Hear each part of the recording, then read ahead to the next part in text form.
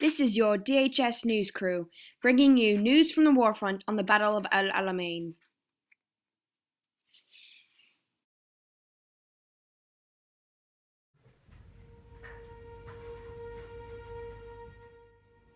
As you know, the Allies have been discouraged and intimidated by the increasing expansion of the German Empire, which has caused a major lack of hope and confidence until now. In June, the Axis powers, mainly Germany, advanced into the deserts of North Africa, looking to take over the Suez Canal and oil reserve. Germany had already taken over land in other areas, and Egypt wasn't an area that we were going to let them take, at least not without a fight. On July 1st, 1942, German Field Marshal Erwin Rommel attacked our very own military leader, Claude Ochanek, in Alamein, Egypt. Rommel was equipped with 116,000 men, 550 tanks, 800 aircrafts, multiple minefields, and 500 anti-tank guns. However, Ochanek was equipped with more. He had 195,000 men, 1,030 tanks, 740 aircrafts, multiple minefields, and 1,451 anti-tank guns. The Axis forces were clearly outnumbered by the Allies, but this wasn't taken advantage of in the first battle because of the poor communication and strategy of the British. Britain had a plan to take out Germany's tanks, which was known by Rommel, therefore did not work. Germany, on the other hand, sought to find a weak spot on the British side and attack with tanks. The battle went on without either side getting ahead of the other. With every attack from the Allies was a counter-attack from the Axis forces. The battle ended on July 27th as a stalemate, without a clear victor. However, the Allies were able to bring the advancement of the Germans into Egypt to a halt.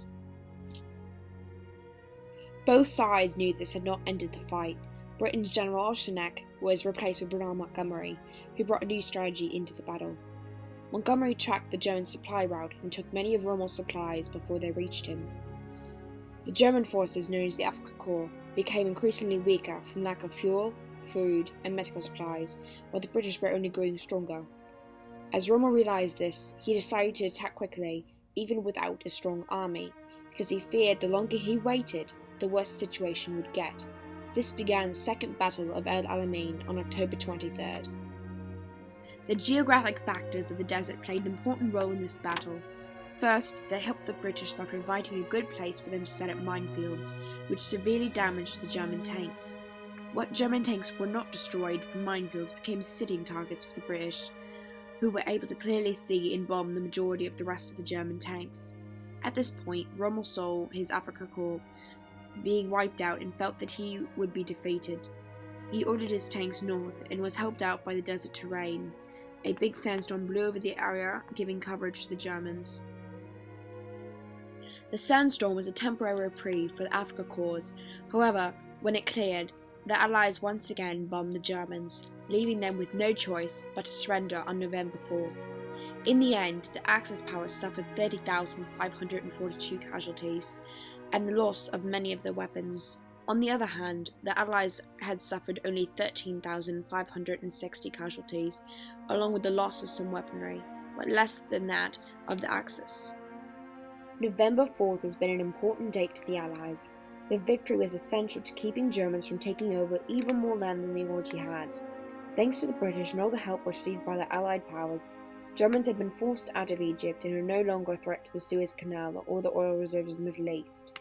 This has not been the only good thing to come out of this victory. This battle has been a decisive Allied victory and has completely changed the outlook on the war. The British have done an outstanding thing and will hopefully continue this throughout the war.